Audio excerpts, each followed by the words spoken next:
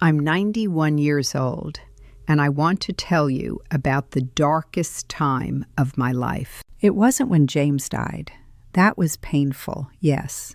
That was grief. But it was honest grief. It was real. The darkest time came after, when the shock wore off and I realized I was alone, completely alone. And if I wasn't careful, I was going to disappear. My name is Mary Dawson, and I'm going to tell you something that saved my life. If you're a widow right now, if you're feeling that pull toward isolation, if you're thinking about just staying in bed and not calling anyone anymore, subscribe, because this is for you, and it might save your life too. Let's go. When James died, I was 79 years old. 54 years of marriage, 54 years of someone to cook for, someone to talk to at dinner, someone to sleep next to. And then he wasn't there anymore. The first weeks were a blur. Funeral, family, people bringing casseroles, distraction, busyness. And then everyone left, and it was just me in the house, in the silence. I remember the first morning I woke up after everyone had gone home, and for a moment I forgot. I reached over to touch James, and he wasn't there. I lay in bed for 2 hours, just lying there, and I thought, what is the point of getting up? I got up eventually. I made tea. I sat in the kitchen, and I waited for the day to end so I could go back to bed. This was my life for months. I would wake up, I would make tea, I would sit, and I would wait, and I would go back to bed. Sometimes I didn't even get dressed. My daughter Elizabeth came by one day, and I could see the worry in her face, the fear that her mother was disappearing. But I couldn't explain it to her, because I didn't understand it myself. It wasn't that I wanted to die. I didn't have a plan. I wasn't suicidal. But I didn't want to live either. I just wanted to not exist, to fade away quietly. And I realized something terrifying. If I kept doing this, I would fade away, completely, until there was nothing left of me but a woman in a bed. I knew women like that, women who had lost their husbands, women who had retreated so far into their houses that no one visited anymore, women who eventually were found months after they had passed away, alone in their homes. And I thought, I don't want to be that woman. But I also didn't have the energy to not be that woman. I was standing at a crossroads, and I had maybe a few weeks to choose. Do you understand what I mean? Grief has a timeline, and there's a moment where you have to decide, am I going to let this grief take me completely, or am I going to reach out and grab onto something that keeps me tethered to life? I was at that moment. And what saved me was realizing something very simple. I had to do 4 things before it was too late, before the isolation became so complete that I couldn't climb back out. Do you know anyone like this? A widow who has stopped answering the phone? A parent who has lost their partner and retreated? Someone you're worried is disappearing?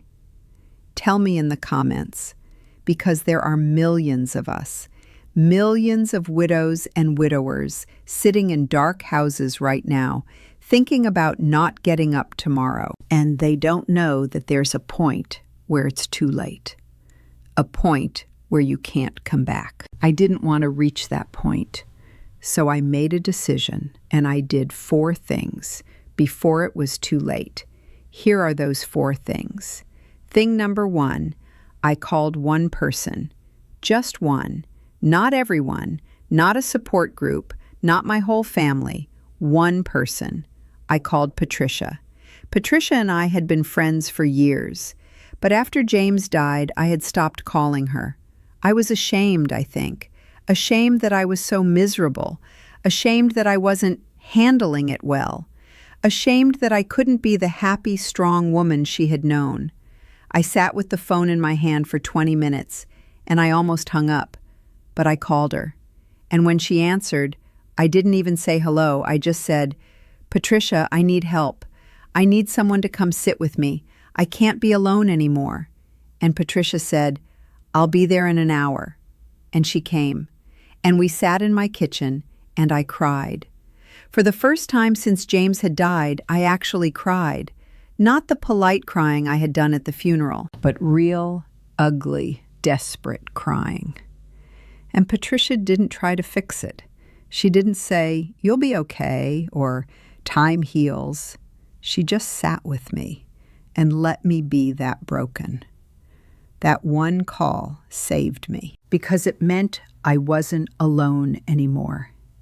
Because it meant someone knew, someone cared, someone was checking on me, and I wasn't completely invisible.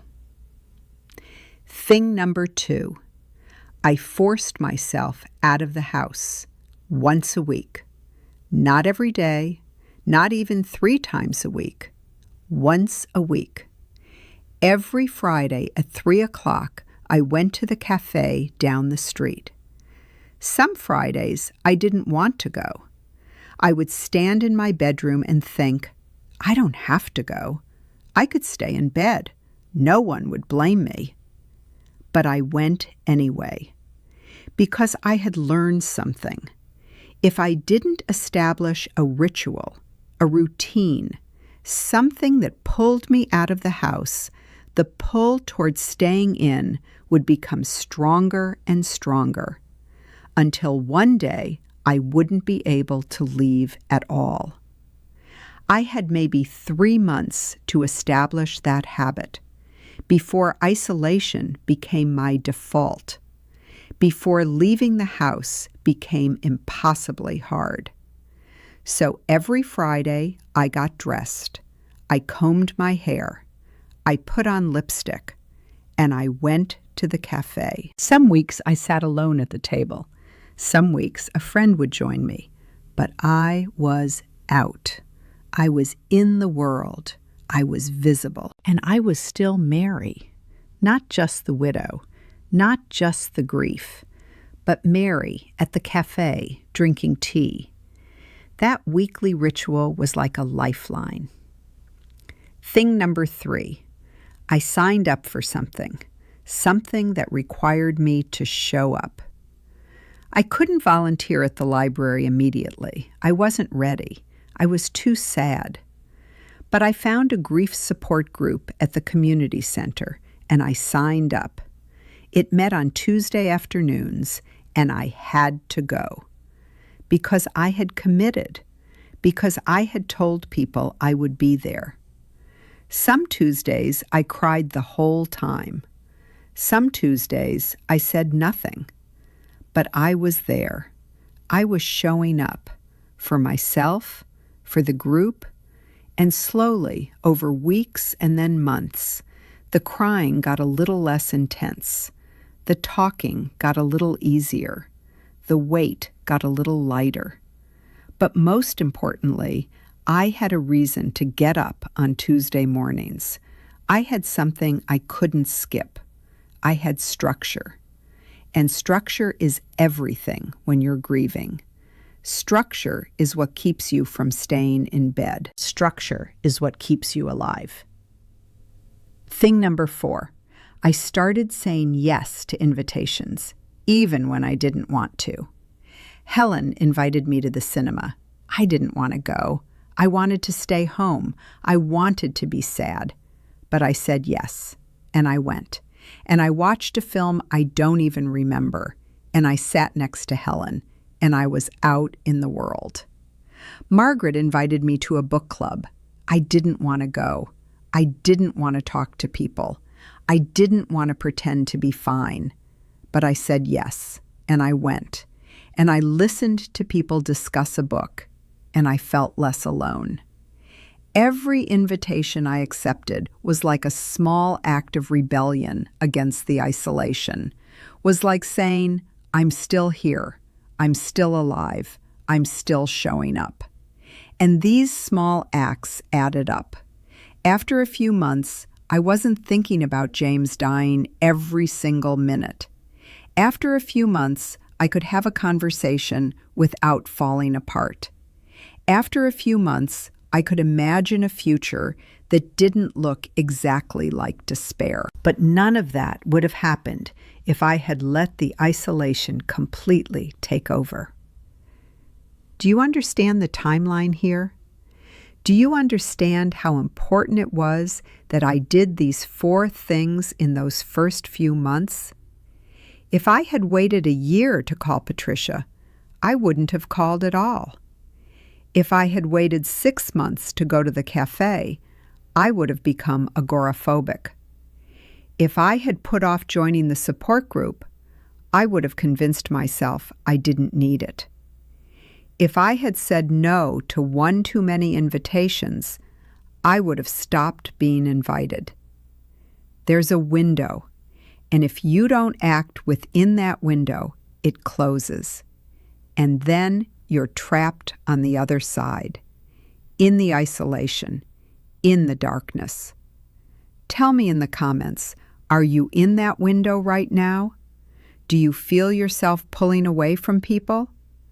Are you a widow thinking about not getting out of bed tomorrow?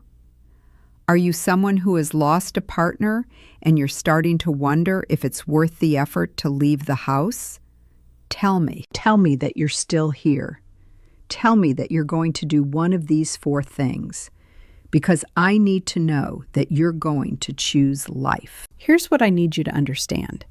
These 4 things weren't revolutionary. They weren't expensive. They weren't difficult. They were small. 1 phone call, 1 cafe visit a week, 1 group you sign up for, 1 invitation you say yes to. 4 small things. But they were the difference between me disappearing completely and me being here at 91, alive and surrounded by friends and purpose. I don't know who I would have been if I hadn't done those 4 things. Maybe I would have died at 80. Maybe I would have become one of those stories you hear about. A woman found alone in her house after weeks had passed. Maybe I would have just faded away. Not dramatically, but slowly, until there was nothing left. But I didn't, because I did 4 small things.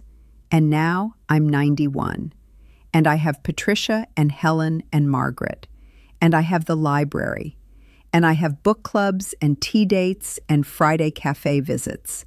And I have a reason to get up in the morning. All because I made 4 choices in those dark months after James died. You're not too late. Even if you're already isolated, even if you haven't left the house in months, even if you've stopped answering the phone, you're not too late. But there is a point where you will be too late. And I don't know when that point is for you. I don't know how many more weeks you can sit in that house before the isolation becomes permanent. So I'm asking you, do it now. Do these 4 things now. Call 1 person. Go out once a week. Sign up for something. Say yes to an invitation. Do it before the window closes. Do it before you disappear. Write in the comments, I'm going to call someone today.